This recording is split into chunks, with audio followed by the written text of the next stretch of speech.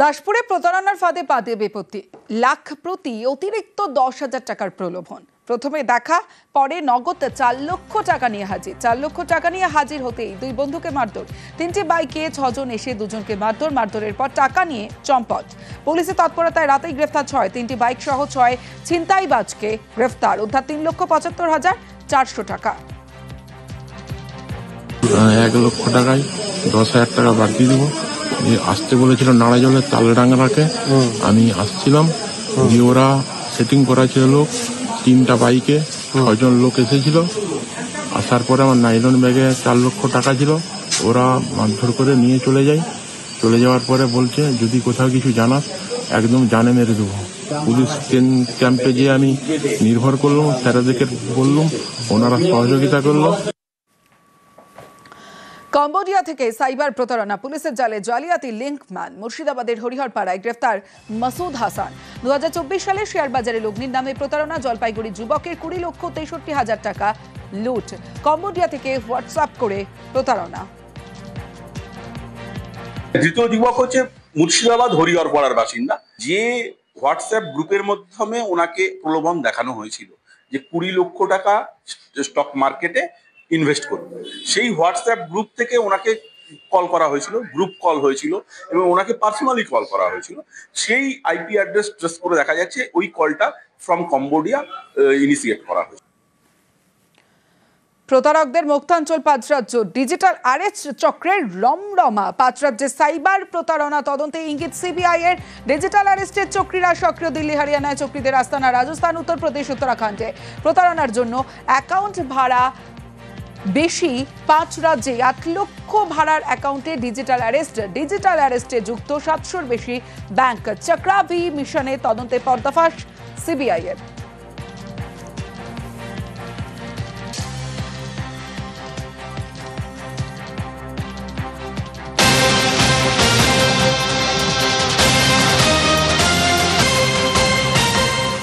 প্রকাশ্য রাস্তায় আগ্নেয়াস্ত্র দেখে লুট। আসানসোলে ব্যবসায়ীর বাইক ধাওয়া করে 11 লাখ টাকা লুট। জিটি রোডের 27 মোড়ে বাইক থামিয়ে ছিনতাইয়ের অভিযোগ। আমার সঙ্গে রয়েছে দীপক শর্মা, দীপকের সঙ্গে কথা বলবো। তার আগে আরো একবার জানিয়ে রাখি, আসানসোল থেকে নিয়ামতপুর যাওয়ার পথে ঘটনা। চালের ব্যবসার টাকা নিয়ে যাওয়ার সময় বাইকে করে এসে লুটের দাবি। প্রকাশ্য রাস্তায় আগ্নেয়াস্ত্র দেখে লুট। আসানসোলে ব্যবসায়ীর বাইক ধাওয়া করে 11 লাখ টাকা লুট। জিটি রোডের 27 মোড়ে বাইক থামিয়ে ছিনতাইয়ের অভিযোগ। আসানসোল থেকে নিয়ামতপুর যাওয়ার পথে ঘটনা। চালের ব্যবসার টাকা নিয়ে যাওয়ার সময় বাইকে করে এসে লুটের দাবি। ঘটনার তদন্তে আসানসোল দক্ষিণ থানার পুলিশ। ওরা 2টা লোক ছিল, এটা বন্দুক এরকম দেখালো, ফুট করে কি আওয়াজ করলো, বলো ব্রেক তো দাও, ব্রেক তো দাও, ব্রেক তো দাও। আপনারা কিসে ছিলেন? বাইকে বললাম। আপনারা কোথা থেকে ফিরছিলেন? ওরা কি হেলমেট পরেছিল? এই জন্য হেলমেট পরেছিল, এই জন্য মুখে রুমাল কি গামছা এরকম দিয়েছে। টাকাটা কোথা থেকে আনছিলেন? ও কালেকশন ছিল। দীপক শর্মা রয়েছে আমার সঙ্গে। দীপক, ঘটনার অনেকটা সময় পেরিয়ে গেছে, এখনো পর্যন্ত আপডেট কি? এখনো পর্যন্ত কি কাউকে শনাক্ত করা গেছে? এখনো পর্যন্ত ঘটনায় কেউ আটক বা গ্রেফতার হয়েছে? ঘটনার তদন্ত চালাচ্ছে ইতিমধ্যে আসানসোল দক্ষিণ থানার পুলিশ, কিন্তু এখনো কাউকে গ্রেফতার বা আটক করতে পারেনি। পুলিশ মূলত রাস্তায় লাগানো সিসি ক্যামেরা এবং বাংলা ঝাড়খণ্ড সীমানায় লাগানো রয়েছে যে সিসি ক্যামেরা, তার ছবি সংগ্রহ করেছে ইতিমধ্যে। এবং ছবি যেই ব্যবসায়ীর কাছ থেকে টাকা ছিনতাই হয়েছে তাকে থানায় বসিয়ে তাকে দিয়ে চিহ্নিত করার কাজ করছে। কারণ হচ্ছে এই সময় সীমান্ত এলাকা থেকে বহু মানুষ যাতায়াত করে, তার মধ্যে পুলিশ নিশ্চিত নেই কি মোটর বাইক যেভাবে ব্যবহার করে দুষ্কৃতীরা এসেছিল এবং আগ্নেয়াস্ত্র নিয়ে, সেই ব্যবসায়ী চিহ্নিত করতে পারবে। কারণ হচ্ছে একজন দুষ্কৃতী হেলমেট পরে থাকলেও দ্বিতীয় দুষ্কৃতী কোনো হেলমেট ব্যবহার করেনি বা মুখে কোনো কাপড় বাঁধেনি, সেই ক্ষেত্রে শনাক্ত করতে সুবিধা হবে। সেই কারণে ব্যবসায়ীকে বসিয়ে থানার মধ্যে ইতিমধ্যেই কিন্তু সিসি ক্যামেরা ছবি দেখিয়ে দুষ্কৃতীদেরকে চিহ্নিত করার কাজ চালাচ্ছে আসানসোল দুর্গাপুর পুলিশ। বেশ, সকালে যখন এরকম হচ্ছে তো সন্ধ্যায় রাত্রেকালে তো পুরা কোনো সিকিউরিটি নেই, কিছু নেই। এটা তো ব্যবসায়ীর জন্য বহুতই চিন্তার বিষয়। আর আমাদের তো বেসিক্যালি এখানে গল্লার ফুড গ্রেনের মার্কেট আছে, তো ফুড গ্রেনের মার্কেটে কিছু একটা ক্যাশের কাজ তো হয়। এইরকম ঘটনা আমাদের বিজনেসের জন্য বহুত বড় সেটব্যাক হবে। শিলিগুড়ির 80 ঘরে এটিএম লুটে গ্রেফতার। বিহার থেকে গ্রেফতার দুষ্কৃতী উজের খান সহ 3। বিহার থেকে জলে হরিয়ানার বাসিন্দা উজের মঙ্গলবার শিলিগুড়ির 80 ঘরে এটিএম লুট। এটিএম ভেঙে 15 লক্ষ টাকা নিয়ে চম্পট দুষ্কৃতীরা।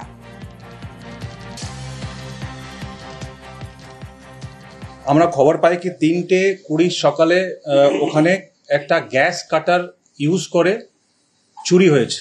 Through physical and technological surveillance মাধ্যমে আমরা এটা জানতে পারি কি এই যে চুরি যারা করেছে গ্যাস কাটার ইউজ করে টোটাল 5 জন ছিল।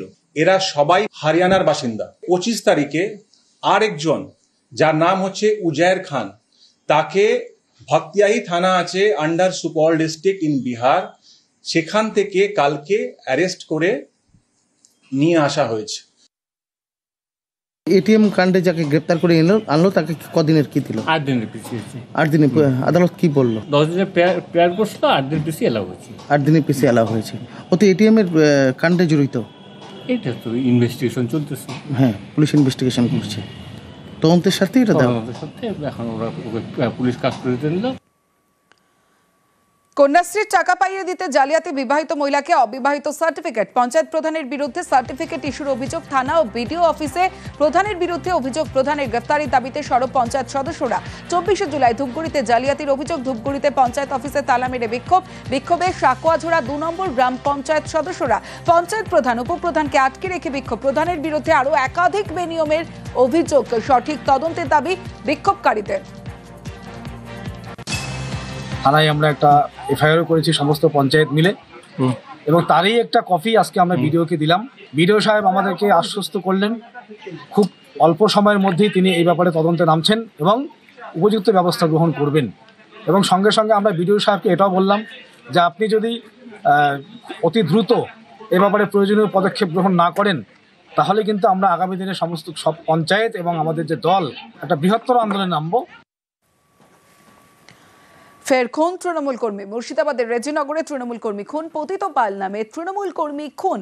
বিজেপির বিরুদ্ধে খুনের অভিযোগ। 21 জুলাই আক্রান্ত তৃণমূল কর্মী প্রতীত পাল লাঠি দিয়ে ব্যাপক মারধরের অভিযোগ। গতকাল রাতে মৃত্যু হয় তৃণমূল কর্মীর। ঘটনায় 6 জনের বিরুদ্ধে অভিযোগ দায়ের। অভিযুক্তদের খুঁজে তল্লাশি পুলিশের।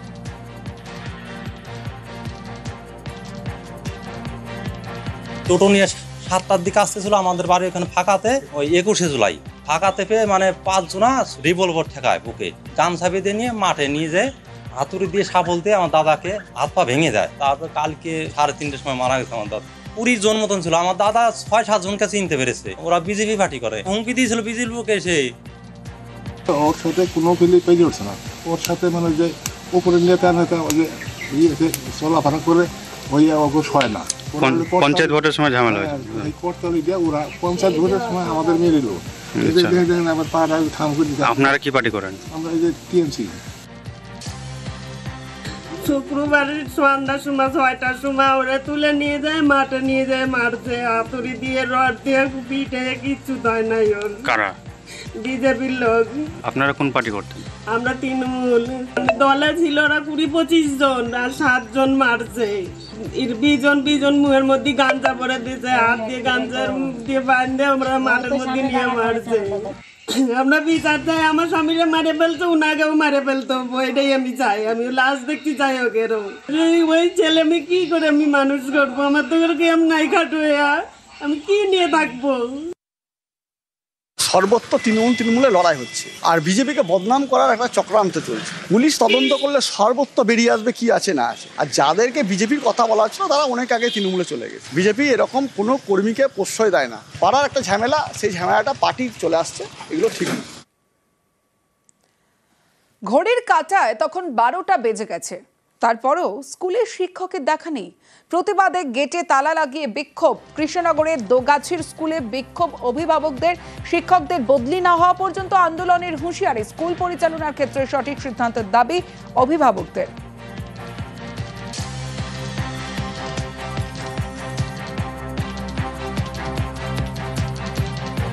আগে আমাদের স্কুলের সংখ্যক তো ছিল প্রায় 200-250-এর উপরে ছাত্র ছিল। এখন সেই সংখ্যক হয়ে গিয়ে 7 জন। এখন সেই পরিপ্রেক্ষিতে স্কুলে ঠিকভাবে পড়ায় না মাস্টারমশাইরা। বাচ্চারা সবাই চলে যাচ্ছে বাইরে অন্য স্কুলে। গ্রামের স্কুলে আমাদের কানা হয়ে পড়ে আছে। মাস্টারমশাইরা টাইম মতন ঢোকে না। 11টা 10, 15 সময় স্কুলে মাস্টারমশাইরা ঢোকে। আমরা তালা মারলাম এই কারণে যাতে বিগত দিন এরকম কোনো রকম সিচুয়েশন না হয়, বাচ্চা যেন ঠিকভাবে পড়াশোনা করে। আমরা এসআই অফিসে জানিয়েছি, এসআই স্যার আসুক, আমাদের সঠিক বিচার করে দিক, মাস্টারমশাই সেরকম হলে চেঞ্জ করে দিই এখান থেকে। আমরা সঠিক মাস্টার চাই, সঠিক বাচ্চারা পড়াশোনা করতে পারে, সেই সিদ্ধান্তটা নেওয়ার জন্য আমাদের গ্রামবাসী আজকে সবাই এক জায়গায় হয়েছি, আমরা এটাই আবেদন করছি।